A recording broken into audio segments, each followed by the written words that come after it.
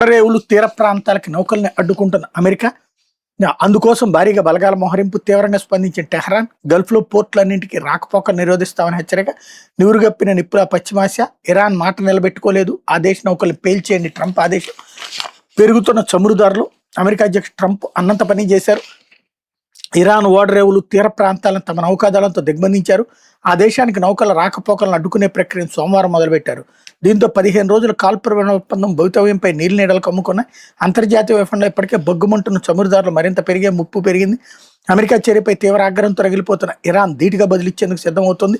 తమ రేవుల దిగ్బంధానికి ప్రతిగా Persian Gulf of Oman చుట్టూ ఉన్న పోర్టులన్నింటికీ రాకపోకలన్నీ అడ్డుకుంటామని హెచ్చరించింది. పశ్చిమాసియాలో ఏ ఓడరేవు సురక్షితం కాదంటూ తీవ్ర వ్యాఖ్య చేసింది.